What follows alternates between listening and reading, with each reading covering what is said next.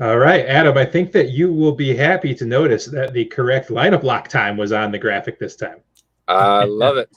I saw that last week after the fact, and I went, wait, 5 a.m. there in California? That's not right. No, wasn't good. Left over for some other things I was doing. Anyways, we are Draft for Upside. We are here with In the Cup PGA edition, thanks to ilogicmedia.com. I am Johnny Danger. With me is Brewery Mark and Adam White. How are you guys? Good. Great. Grand. Look, I know that Adam was thirsty waiting for Mark. So what's in your cup, Adam? I was just celebrating Mark's recent NHL DFS success. He's been crushing it. But we've got a little Wolverine NZ pills, my neighbors. I like it. To the south. Picked these up a few minutes ago, so I'm ready to go. That's right. I dig it. Mark, how about you, buddy? Oh, I'm being lame tonight. I just have some all-day IPA by Founders. Yeah, that's a classic. And Adam, of course, your business right next to Wolverine at Measure Golf Ann Arbor. Make sure you get up into Measure Golf Ann Arbor for all of your custom clubs and swing coach needs. And make sure you go there and tell him Johnny Danger sent you. And if you book an appointment with Adam, Johnny gets a free lesson. So get those lessons booked. I like it. I need them. I need those lessons. If I can fix you, I can fix anyone. The unofficial sponsor of the show makes Adam laugh every time. It's true. It's true. I like it. Also, guys, you can find all of our premium content on all sports going on right now over at fantasyfootballblueprint.com. So make sure you go over there, check them out, and see what we're up to. Myself, I've got this monstrosity of a beer here that my good buddy Ben over at Ascension dropped off at my house. It is called Slice of Life Gorilla Juice. This is an imperial stout with toasted coconut, graham cracker, chocolate, raspberries, and whole vanilla beans, coming in at a smooth 15.5%. Damn. Oh, yeah. Wait, 15.5%. You did say that. Sir. Oh, I said that. Sticking to one tonight then, huh? Maybe. Let's see what happens. Sad news on the iLogic front, Mark. I don't know if you saw, but my co-host Justin for the up-and-coming show, Whiskey in History, I think he's got COVID, so we've got to push it back. Oh. So it will not be tomorrow night. It will be on Monday the 8th. I did see the cancellation. I hope he's okay. I do too. I asked him how he's doing today, and he did not respond. But, hey, it's fine. I'm sure he's fine. He's good. Anyways, guys, we've got some PGA to talk about. Mark, you were all over Siwoo Kim last week. I had my absolute all-Asian lineup, did the best again. Na from 2 weeks ago, Kim from this week. I made a cool like $6.50 back on my $25. It was nice. Yeah, I doubled up. I did a net profit of 45, so put 45 in and 190. Nice. Very solid. Yeah, I had a good week on the cash side and a not so good week on the tourney side, the GPP side. But luckily I was invested about half and half, so broke even last week. Cantlay helped a lot. Oh, we lost Adam. Oh, he's back. Yeah, man. Cantlay did well. He was my favorite pick of the week for myself, but I couldn't pair them all together. Crazy good weekend. It's unbelievable. Yeah, I had 2 5 or 6 lineups go through. The other player I was high on was Henley, and he ended up missing the cut. Mm-hmm. So I had one player that I think overachieved and one player that definitely underachieved. So, well, let's keep on moving, guys. Let's get on to this week. It's in the past. We're going to move forward, and we're going to go to the Farmers Insurance Open. Adam, tell us all about it. Well, before we move on, I think we did hit on some pretty solid picks last week, though. On top of Siwoo Kim, we did have Cantlay that we mentioned. Finau, which we talked about, Cantlay kind of caught fire there towards the end. And then we had some good value plays that did quite well last week as well. So it was not a terrible week whatsoever. There's a couple guys that are trending who we're going to talk about this week. And I also did a model this week, and I think it's messing with me. I'll tell you guys why here in a few minutes. But so Finau continues to just disappoint on day 4. Is he just going to do that for his entire career? No, he's going to win this week. Okay. All right. Heard it here first. So Torrey Pines, we're going to focus on the South course because it is the course they'll play 3 out of the 4 rounds on. But it can be described as a big golf course. So if you're a great driver of the golf ball, combining accuracy and distance, gaining a lot of strokes off the tee, this is a great course. A guy like a Rory McIlroy, a John Rahm, guys that really drive it long and straight are going to have a really big advantage this week. It's also going to be a little bit windy, so it's going to change kind of how the course plays. I expect it to, over the weekend, firm up a little bit, and we got some rain potential in the forecast for the first couple of days. But this course is a par 72, so we do have 4 par 5s. We were just discussing pre-show how they are all rather long, 2 of them in the 565 to 575 range, and then 2 over 600.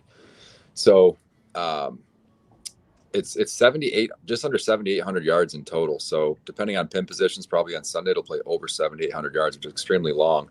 However, the greens are smaller than PGA Tour average, so that is why one of our favorite stats this week is going to be in play, because guys are going to be hitting a lot less greens than they did last week, and definitely less than the week before at Sony.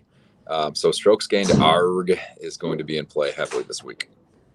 I made a model and I weighted that at about 35%. So I'm taking it seriously. That's probably a little more serious than you need to be, but definitely serious. I always like to start each week off. By the way, this course is in the San Diego, California area. It's up on the cliffs, basically overlooking the Pacific Ocean, so you have some beautiful views. But it's got some decent elevation changes, and it's not an easy course. I mean, they've held U.S. Opens here. Tiger most famously won here in 2008 over Rocco Mediate in a playoff. But I don't expect the winning score to be super low given the conditions we just talked about. You've seen the winning score really fluctuate between 6 under and 21 out of the last 3-4 years. Last year it was at 15, and I think it's going to be around there again this year. So I like starting my week by thinking about at the course this week, the way it's playing with the weather conditions, what the winning score is going to be around. So that's kind of where I'm starting, and we'll get into some of the stat categories here. Mark, do you have your stat categories picked out for the week besides the aforementioned strokes gained ARG? Yeah, before we do that, let me throw you some stats here on Torrey Pines. So Torrey Pines South is the longest course on the PGA Tour. Last year it checked in as the 4th hardest par 72 at only half a stroke gained over par. So that's very interesting. It's also, the South course is ranked top 15 toughest in fairways hit, greens and regulation, proximity to the hole, birdies are better, scrambling, and par 3, par 4, and par 5 scoring. It's all in the top 15 hardest on the PGA Tour. And we're playing that 3 times this week. The other course is the North course, and the interesting thing about there is they redesigned it a couple years ago, and they now have the hardest 3-hole stretch in any PGA tournament. This is the par 4 second, the par 3 third, the par 4 fourth. They have nicknamed this the undertow because it's so hard. Last year, 2017, John Rahm, on his way to winning this, went par, bogey, par, and that was considered great for that 3-hole stretch. Wow. So just a few things to throw it out there. To me, this is the first real challenge of the new season, and we have the players to challenge that out. We even have a Rory McIlroy sighting this week. We do, flying over from the Middle East this week. Just to expand on that too, this course, the North course, although they're only playing 1 round on it, but the greens are much bigger. They're actually bent grass, whereas the South course is POA. So it's going to be interesting to see how the putting numbers kind of stack up this week. But yeah, it's kind of like, to me, the first few weeks have kind of been a warm up. It's almost like normal season schedule, the NBA before Christmas. Yeah. Christmas, you kind of have the big kickoff. Everyone's starting to pay attention. A lot of times Tiger plays in this, but he just had back surgery again. So he's out for a little while. So yeah, it's good to see some big names up there. I mean, Rahm and Rory's a heck of a start to any field. So let's roll. Let's dig in. Yeah. For stats, I think I'm going to start my model out on off the tee. Because it's so long, you're going to focus on the long hitters. Fairways hit. ARG, I love ARG as a stat. I think that'll probably be 3 or 4, and probably tee to green for me. Yeah, tee to green's going to be critical. You have to put yourself in position off the tee, and there's no guarantee you're hitting the green, even if you do. So, and then with all the par fives, and the fact that you really need the birdie all the par threes, I'm going to look at par 5 scoring, and birdies are better. I like it. Yeah, you got to take advantage of your scoring opportunities this week. So, you guys ready to start knocking this out? Getting to the top range? Yeah. I know Danger there. Danger was furiously building a model before we came on. What'd you end up with? I loaded it full of ARG, and that's where I stopped. So I'm just taking the top 6 guys in ARG, throwing them in the lineup. Oh, we lost Adam, but we'll continue. We'll continue anyways. I am trying to log into my DraftKings. It's been all funny since I had all the sports betting apps that went live. Everything's like making me relog in. So Hit the give wrong me a second. button. My bad. No, you're good. No, I'm not. I'm stupid. It's all good. Sorry guys, I'm trying to load. We're always so professional on this podcast. Absolutely. That's why we come here. They go hand in hand. I like it. All right, Adam. While I'm trying to pull up the contest, get logged back into my DraftKings here. One of the things that I usually look at when we're at the start of the season is how well people have been playing the last few weeks, and course history, of course, in this place here. Who tops the list for you on recent form and course history here? As far as a combination of both? Yes. He doesn't necessarily have the recent form outside of last week, because that was the first time he played in a while. But Rory, of the top guys, is definitely up there for me. Finau has finished top 10 3 of the last 4 years and finished 13th the year that he didn't. We saw last week he just contended, so that's definitely a guy that's right there, up at the top of the price range here. It's not fantastic recent history here, but Ryan Palmer has finished top 30 as high as 13th the last 3 years, and he plays this course really well. He flights it low, so we talked about the wind. That'll help him here. Leash has shown some flashes, but I'm just not interested in Leash. The other combo guy, who was I just looking at? I just had her up, but that's a pretty good start up top there.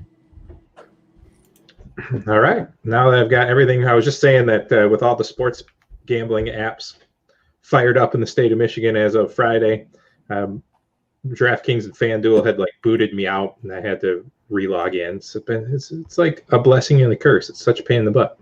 Yeah. Yeah. All right. Can you see my screen now? Yes. All right, we're good. All right, let's take a look at the top of this then. So John Rahm grades pretty well in pretty much every model you're ever going to build when he's in the field, right? Has he ever not been top 2 when you run a model? 3 at worst. All right. So I did notice, though, when I was running this model, we were talking about par 5 scoring, and he crushes in that category when you take it over as a whole. He's number 1 and 2 in the field in the 500 to 550 yard ranges. But when you get into the longer ones, which are on this course, you already said it was 565 to 625 on this course, and he is actually barely in the top 30. I think he was 35th and 36th in the field in the longer par 5. So what do you make of that? Not much. I don't know. Rahm's an elite player. I think he's trending towards number 1 in the world, but I wouldn't make too much of that. I like what you did there overall. Mm-hmm. I just think Rahm's so damn good that you can't discount him just because of that. Sure, I was just curious because you got to just try to find your edge here. Yeah, love it. I'm telling you here. So Rory had just an okay season, if you ask me. Right? He hung around. He finished high in the scoring. He finished high on the money list, but he didn't really take away any trophies, anything great last year. He just was there every week. I want to see him come out and just crush this course. I think that he's going to be my guy in the top end here. I'm with you, but that scares me because when you and I both like something, it doesn't usually hit, but that's not going to scare me away either. Right. I feel like he sat here this winter, watched that FedEx Cup, and didn't, he wasn't really a factor at all year long. And I think that he wants to come out and make a statement. I'm really feeling Rory. I am too. There were some videos of him on the range last week, working with his coach, working with TrackMan, and had the top tracer behind him. You could see every shot. It was just a thing of beauty. So I sat there and watched it for like half an hour. I have a problem, but why I do what I do. Yeah, I love Rory up top. Absolutely loading up on him. I expect Rahm to be a little higher owned just because he had such a better year last year, and he's won here before, finished second last year. So Rory's where I'm starting at the very top. And then I also love Finau. I want these guys who just got a little bit of a taste and couldn't quite finish it off last week that are in great form and also have good course history. So those are the two guys in the 10K range for me. Yeah, I'm only going to do 3 lineups this week. I did the 20 splash last week, and it just was so disappointing the way that it ended up. Like, I literally had probably 3 of the right pieces in all 20 lineups and just couldn't pull the second half of that lineup together. So I'm going to scale back. I'm going to take a cash approach and just see if I can put together 6 guys to make the cut. Mark, what do you like up here? Yeah, so for good or bad, I'm going to make it a trifecta. Rory is my favorite. I watched him play in the Middle East last week. He looks really good. Fought his way to 3rd place. Now, you can say what you want. He's going to be flying over here and immediately jumping on the tee, but I don't think that really affects an elite athlete like that. He ain't flying. What's that? He's not flying coach either. Yeah, right. So other than Rory, I think Rahm's an obvious choice. So I will probably fade it because he'll be so over-owned. And I can save $300 going with Rory.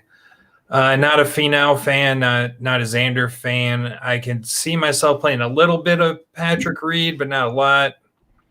I know a lot of people. Well, that's it for the 10K range. Yeah, I'm going to say I'm not into the Finau. Not that he's not a great play, Adam. I just can't pay 10-7 for the man when he just hasn't been able to finish. I just can't do it, man. I can't do it. I got to see him win before I can pay top 5 pricing for him. To me, he's one of the first 3 or 4 guys I would expect. He's one of the first 3 or 4 guys I would put a top 5 bet on. So if we're starting there, that's enough for me. And I think being the 3rd highest priced guy in the field, I think that's going to scare some people off of him a bit. We need to get one of these casino groups on as a sponsor. So now that we can gamble in Michigan for the first time during this podcast. Yeah, absolutely. I love it. I'm looking at the odds right now. We'll get into some betting stuff a little bit later, but you want to jump in the 9K range and start us off there, Marky Mark? Sure. Didn't we fade the 9K range last week almost completely? Yeah, we did. Yeah. I'm not loving it again this week.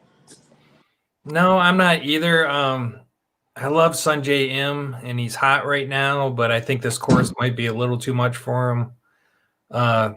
Brooks just fired his coach, so I don't even know what's going on there. Hovland did not play good down the stretch last year. Wolf did not look good last week. Hideki's Hideki.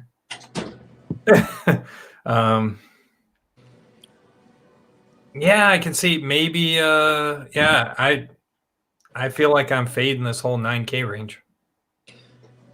I'm trying to think through it a little more because I know I know one of these guys is going to pop up, and if I fade the entire range, it's going to piss me off when they do because they're in the 9K range for a reason. They're not terrible players, but there's a good argument for why not to play each and every single guy in this range. So yeah, I suppose if you put a gun to my head, I'd go with Scheffler. I'd go with Sungjae.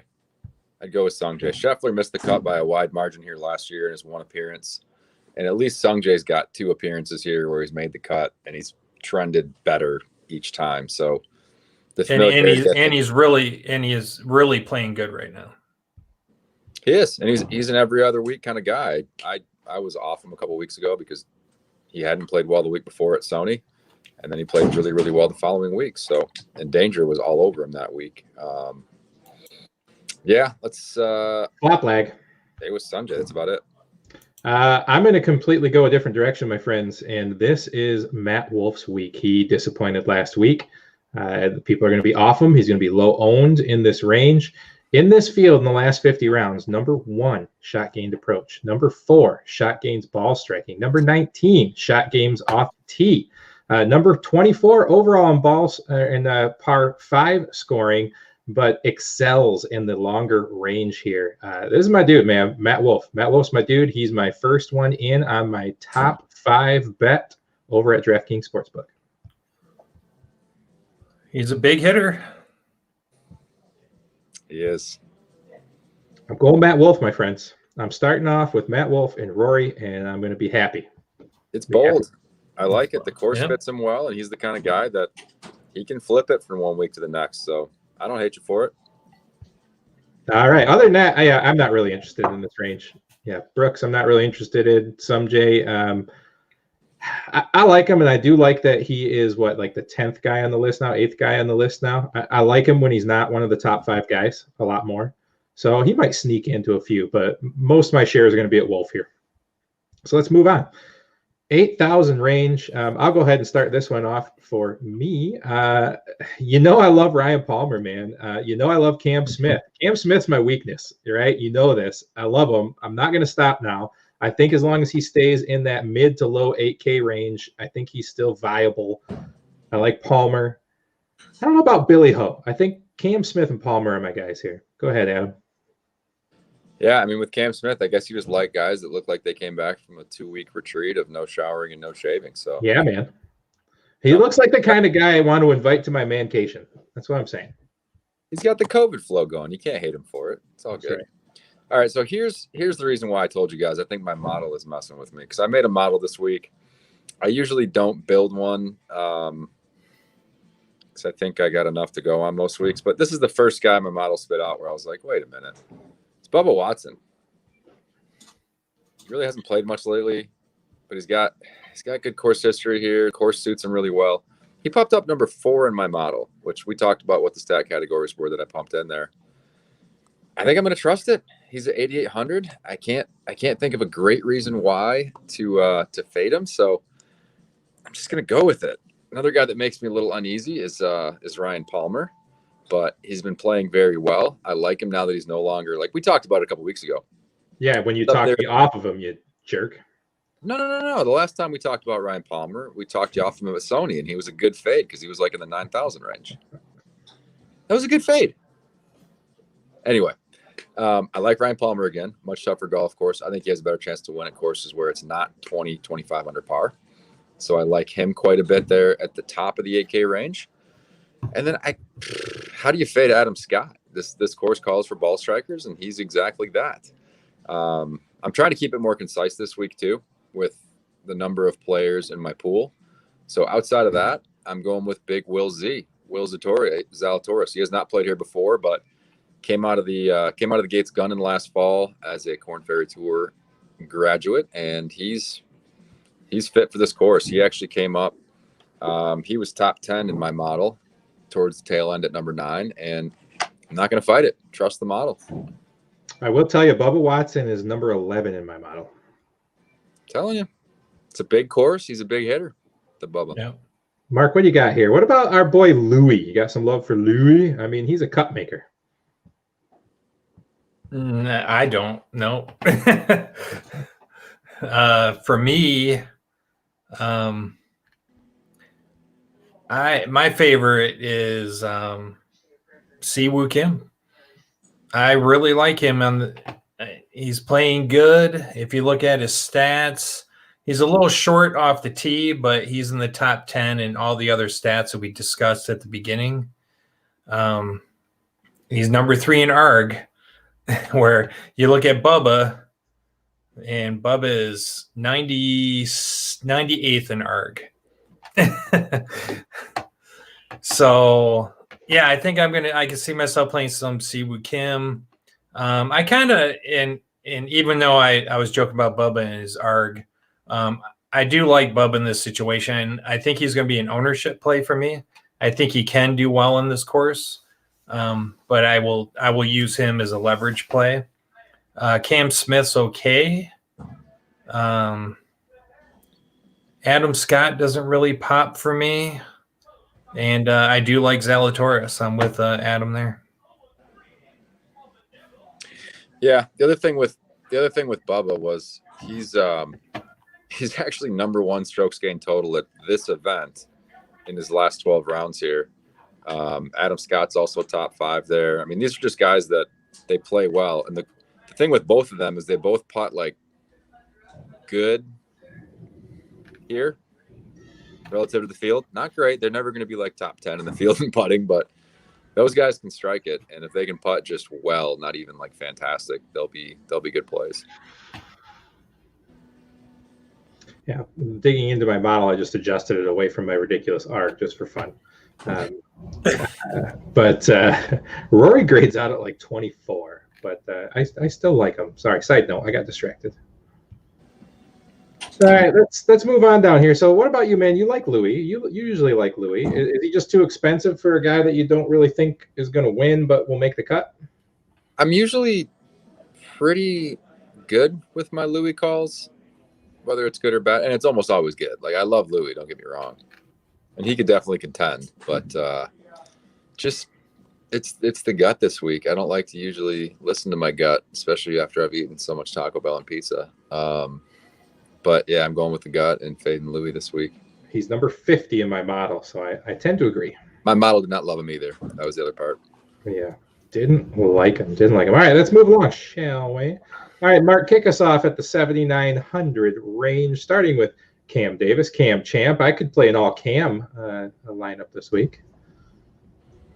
Yeah, my favorite here is actually Corey Connors. He grades out number 9 on my model.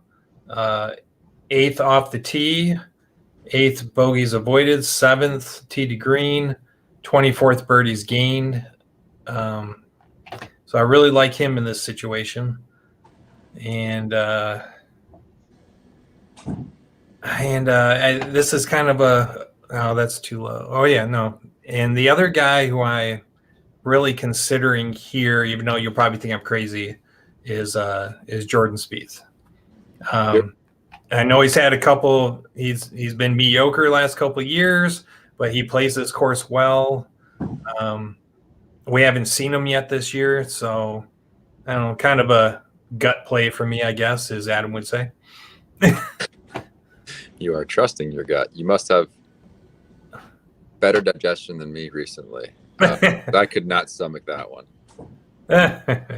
Yeah, I don't know, man. He apparently like seeked out help from a different swing coach. Actually, the coach that Brooks Koepka just fired, it's that guy's dad, Claude Harmon's dad, Butch. Yeah, that's what I was just going to bring that up is Butch Harmon's working with Jordan Spieth, and it's just like, okay, Butch Harmon's like one of my idols. So here we go. He's coached some of the best in the world, so let's see what he can do with Jordan. I mean, Greg Norman and Tiger Woods, pretty good start, but he's not Jordan's full-time coach, but he did take a look at him. So I don't really like Jordan. I can't quite do it, but we're going to continue riding the Cam Davis train. That guy was impressive last week, had a really good chance to win. I liked the fire that he showed down the stretch. At 7,900, it seems a little expensive for him, but he's playing fantastic. So he's playing above his normal ability, and he's improved year over year. So let's go with it. A couple guys that you already mentioned, Corey Connors. He showed up. He always pops in the models because he's a great ball striker, but he has also finished. I'm thinking of Kokrak. Kokrak's finished top 20 here the last 2 years. He's also pretty solid in the model, but Coco's, it's a big golf course and he plays those well. So I'm definitely in on him. Did you mention Ricky Fowler at all? I did not. I got no love for Fowler. Tell me why. The mighty have fallen, man. Fowler and Spieth were like two of the golden boys of the tour a few years ago. Mm-hmm. They're both just like off the map. And I'm looking at all my model calculations here, and he's not top 25 in any of them. If you had told us that Ricky Fowler and Spieth would be 8,000 and 7,600 respectively at Torrey Pines in 2021, like 2 years ago, we would have gone, what do you think? If you told me that Ricky Fowler, the best putter on the PGA Tour, changed his putting stroke, I wouldn't believe you, but that's what he did. And he looked horrible at the end of last year with that new putting stroke. Yeah, I can't jump on it, even at 8K. I wanted to like him last week because he's a birdie maker, but I just can't do it. So we jumped on G Wood last week, and he paid off for his price. It's an uneasy feeling looking at him at a higher price in this field. However, last year he missed the cut. Then he finished 9th, 12th, and 20th the year before. When he's on his game, we know he's a great ball striker, tee to green. It's kind of what you need here. So I'm talking myself into G Wood at 7,800. The other guy that looked fantastic in my model is Mr. Sam Burns. This guy's a young up-and-comer. I could see him kind of making a splash, much like Carlos Ortiz was consistent last year, broke through for a win in the fall. I could see Sam Burns having a year like that this year. He's been very hot and cold, but he's young, so he's learning. I like him at 7,700. I also had cut maker. If you want a guy who's going to make the cut and you're kind of rounding out your cash lineup, CH3. Anybody seeing love for CH3 this week? HV3. You're seeing love for HV3? HV3 and my model. Oh, in your model. I thought you were talking about the industry, but no, one of my favorite plays in the 7K range too that I think is going to go overlooked. He's been trending well. He withdrew last week because he tweaked his back. I don't know if it was spasms or what happened, but he's a full go this week. Is Charlie Hoffman? He finished. I always like Charlie Hoffman. Yeah, I love him. I wish he had the flow. I don't know if he can't grow the hair anymore. I don't know. It's disappointing. I will say it took me a minute to find him, but CH3 ranks number 86 in my model. My model did almost scare me away. It did scare me away. I'm out, but I'm with you guys on Corey Connors. He's number 5 in my model. Yeah, Coco is a good play this week. He's number 5. The other guy that I like here in this range is right next to him, Emiliano Grillo. I think he goes underlooked by a lot of players, and he's just a steady, all-around player, plays well in these kind of conditions. I don't think people pay a lot of attention to him. He never seems to be very high owned in the ownership projections. 7,600, I think the guy could win here. He always looks good in models, but he's coming off of a disastrous Sunday last week. And confidence is a big thing with him. When he starts tail spinning, he usually has a tendency to miss a lot of cuts. And he was tied for the lead going into the final round last week, I believe. So I think he is kind of on some people's radars, which is why he spiked in price a little bit in this field. I'm not feeling that. I still like him, even though he's 113th in ARC. Okay. I can't hate you for it. Anything at the lower end of the 7K range you guys like? Because I do have a couple. All right, let's roll. Let me see what I got here. So we finished off about Hoffman there, right? All right, so flipping through here. I do like EVR now that his price is going back down again. I didn't like him. He was creeping a little too high for me, man. He was 10th in my model. Yeah, he's dead to me. But so he's dead to me though. But he's dead to me. Remember last week I said he was dead to me. You did, and let me just expand on why my model is messing with me. You told me that I have a problem with EVR like you do with Cam Smith or whatever. Yep. So my model spit him out as the 10th highest rated player in my model. I do have a thing for him. I love his joggers, love his beard. But anyway, Luke List was the top player under 7K. Luke freaking list. Yep. Corey Connors was 4th, and then Doug Gim. I think Doug Gim might be my new kryptonite because I played him 2 weeks ago, and then he forget that dude. He's dead to me. So I don't know, man. I don't know what to think of the model. I might go with an all model team. So I'm going to tell you here, in the 7K low, I'm sorry, I'm scrolling, but there's just a lot in the 7K range. All the way at the very bottom, HV3, I already said, he pops up at like number 13 in my model, and at 7K, can't go wrong there. Really good ball striker. Man, Sepp really just pissed me off last week, but Sepp sitting there looking good. Sabatini again. Sabatini is the kind of guy that I'm not putting a lot of faith in him, but when I'm rounding out, and I've got a lineup, and it just looks like it's going to be a really solid cash play. I like Sabatini a lot just to make the cut, finish maybe top 30. He played great last week. That was kind of how I described him last week, and then he really exceeded my expectations, and in a shootout was up there, contending for the lead into Saturday. So the form is there. Yeah, EVR pops, Lanto pops for me. What about you, Mark?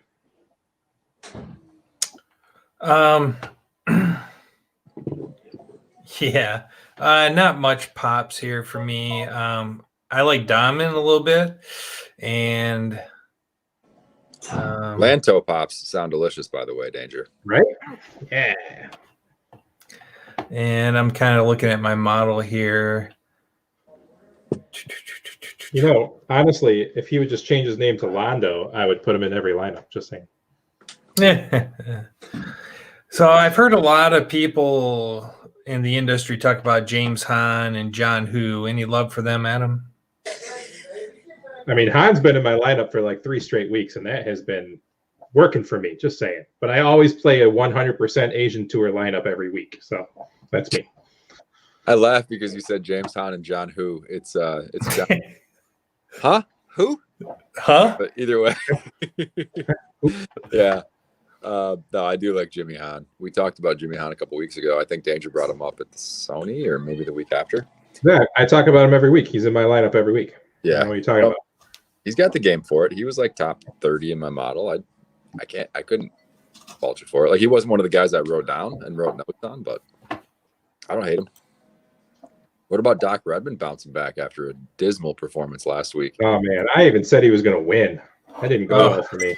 No, you said somebody else said that he was their biggest bet to win. They placed that week or something. Yeah, I did say that, and we were both wrong. Correct. Didn't work. Correct. Didn't work for me. Okay. I don't know. Let me see where he fits. Let's see where he fits. I don't know. What do you got here? Anything, Adam? In the 6Ks? Oh, the low 7Ks. Yeah, Redmond's number 27. I mean, he looks good in approach. He looks good in ball striking. He's fine. No, the he guy looks really good in bogey avoidance, but he's like third to last in the field in ARG. So, I don't know, man. Yuck. No, the guy that I like a lot actually is Cam Tringali. When I ran my model on him, he popped up as the 17th highest rated player. He is 15th in birdies or better gained, 33rd in par 5 scoring, and he's not great in ARG, but he's 17th overall in the model, and I think he's got the kind of game. He's gained some distance the last couple of years. Got the kind of game that could play here at 7K. I wouldn't be shocked if he finished like top 25 in DraftKings scoring. All right, Mark, anything to add in the 7K before we move along? Nope. All right, we're going to look for some value here, guys. We're going to start at the 6,900. I'm with you, dude, on the Luke list. I'm with you. It's Luke list week. Dude, he's been absolutely mashing the ball off the tee, and when he's on, he drives it pretty darn straight too. So I'm in. Stuck me back in, Luke. Don't do it to me again. Somebody else go. Yeah. He's too choked. He's verklempt. Talk amongst ourselves. Mark, go ahead. I like Kevin Streelman. God, I always want to play Norlander, but he just disappoints me every single time. I don't think I can pull the trigger on him. No. Par 5 scoring, he's ranked 110th. I'm not pulling the trigger on him. What about a little Kramer Highcock? I know you like him, Danger. Yeah, always, every time. You know it. So Adam, I wanted to get your opinion on Patrick Rogers, right? Because he's a pretty big hitter, but he's not known for his short game. Do you think he has any chance here to make the cut? Yeah, he's got a chance to make the cut. He's so sporadic. Strokes gained tee to green, I've got him at 121st over the last 12 rounds. He hasn't shown many signs of life. It's so perplexing because he was so damn good in college. He tied Tiger Woods' wins record in a season at Stanford. It doesn't make sense that he's this terrible in the pros, but I'm gonna go away from the screen share for a minute because I've had a revelation. Uh-oh. Are you ready for this? Mm-hmm. I don't know if I am. Went the wrong way. There. Hi, everybody. It's just me now.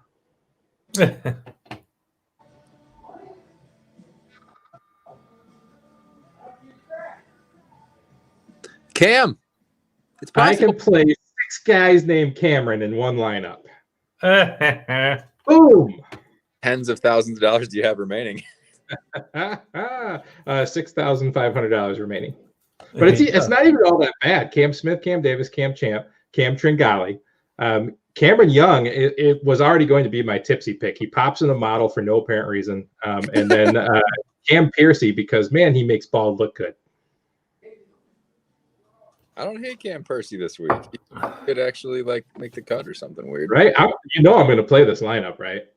I hope so. It's going to happen. I'm sorry to interrupt. That was terrible radio for people listening without video. Probably terrible video for people watching, but it's fine. Everything's fine around here. So, yeah, man, I'm with you, Luke List, for myself here. Kramer, of course. Molinari playing well for me for the last few weeks. I can stay on the Molinari train, the pizza wagon, if you will.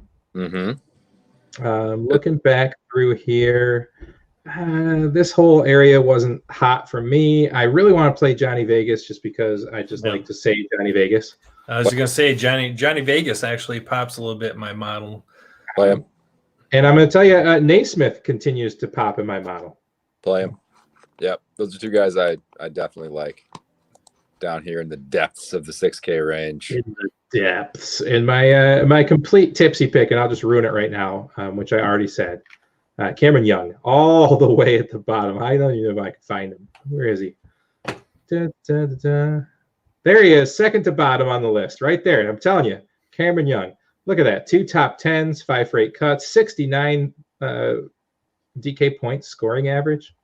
Come on, man. Yeah, you could do worse, probably. I don't know that for sure, but you could probably do worse. Okay. What you got down here in the deep value, Adam? Yeah, you hit a couple of guys. Matt Neesmith, he's got the game as far as the ball striking goes. Pretty solid on bogey avoidance. Hits a ton of greens in regulation in general. I don't hate Denny McCarthy at 6,700. Hell of a putter. Heck of a putter. And then if you're looking for a bomber type, just a guy along with Luke List. You know what I like to do in tournaments like this? If you think a type of player is going to kind of rise to the top, like your ball strikers, long hitters that can just hit the majority of the greens because they'll have shorter clubs in, stack guys like Keith Mitchell and Luke List. Like Mitchell showed some flashes at Sony a couple weeks ago. I think he shot 64, 63 2 rounds in a row. And it's good to see that because he's got the potential to be a fantastic tour player overall. And yeah, I mean, you could do worse than him at 6,700. So that's a guy I'm certainly looking at down here. How about Wyndham Clark? Wyndham's kind of in that player type too, but he just hasn't shown any signs of life recently. Mark, any of these deep value guys? Nope. I don't see myself going below Johnny Vegas. Maybe a little Naismith, but that's it. All right, fair. Now, guys, if you're listening, if you're watching, we talked basically about everybody on the list, right? You can't play everybody. Those are just some guys we have some good feelings on. We highly recommend you go get memberships over at fantasynational.com, and they're just the best in the business at designing models and figuring out who you like to play. And hopefully we gave you some decent advice. Hopefully we'll get some quick picks out at Draft for Upside. Facebook page, of course, the iLogic Media page should be up there. And please check out our premium content over at fantasyfootballblueprint.com, eventually changing to fantasysportsblueprint.com to incorporate all the different things. I wish I wouldn't have shown you my NHL winnings because it's gone downhill steadily since I showed that to you, Mark. That's all right. There's lots of games left. That's what usually happens. Yeah, man, let's go through and just gut feeling. Also, remember it's Tuesday. There's plenty of time left. Gut feeling. Who's your favorite? Two guys in that like 8.5K, 8K and up range. Adam, who's just your favorite two guys on Tuesday night? Finau. I mean, I love Rory, but everyone's gonna love he's Rory. Right. I love Finau up there. We talked about how we're not loving the 9K range. I am sticking with that. I'm just gonna trust the model, man. Just gonna trust the model. Let's go Bubba Watson. I think Bubba Watson contends this week. Fair. All right. I'm on Matt Wolff. I like Matt Wolff a ton. And Ryan Palmer. That's probably going to be two guys in a lot of my lineups. Mark. I like Siwoo. And I like Bubba too. I think Bubba's going to contend. He's going to be up there. Interesting. All right, let's move on to the next chunk. Coco. I think all three of us liked Coco. I'm on Coco. And scrolling down a little bit further. Oh, gosh, that mid-range. Yeah. Coco and Cam Davis are probably my two favorite in that mid-range. Mark, what do you got? I'm going to stick with my Jordan Spieth call. And I also like Grillo this week. Fair. Adam, what do you like here in that mid-range? Gun to your head. What do you got? Why would you do that? Because I'm telling you, gun to your head. Who you got? Two players in the mid-range. Two in the mid-range. I'm gonna go with Coco. Got a good feeling about Coco this week, and just because I think he's gonna be very low owned as well, I'm gonna go with Mr. Charlie Hoffman. I like it. All right. And in the low range, I think Adam and I are both going to agree on Luke List, but who else you got in the bargain basement? One I forgot to mention as we went through is Tom Hoagie. He's actually 12th in strokes gained total the last three times through here, 4th in strokes gained approach, and he actually finished quite well last season. So he's my other bargain guy that I forgot to mention. So thanks for reminding me. Finished 5th here last year and 12th 2 years before that. So Hollywood Hoagie, 6,900. Let's do it. All right. And as I said, Luke List, I'm going to keep riding the Molinari pizza train. And Mark, round us out for your favorite two value plays. I'm going to go with James Hahn and Kevin Streelman. All right. James Hahn, man. Really like him. He's been doing well for me. All right, guys. Well, I very much appreciate it. Again, we are in the cup with Draft for Upside. We will have some more content. Hopefully, we'll be doing some NHL on Thursday, whether it be Mark and I or Lou will join. Who knows? But the Best Pucking podcast has got to get kicked off since hockey season is now a couple weeks deep. And get that done. And I don't know that we'll do a football show or not for the Super Bowl. Maybe probably pop on and do a quick showdown. But that's pretty much done with for now, huh? Yep. So make sure you keep an eye out for the sports crew, Lou Lander and Phil Chappie and all the gang out there that is out and about. Also on the channel, make sure you go check out ilogicmedia.com for all of your podcast distribution needs. We are Draft for Upside. I'm Johnny Danger for Brewery Mark. And for Mr. Adam White, you guys have a very good night. Cheers. Cheers.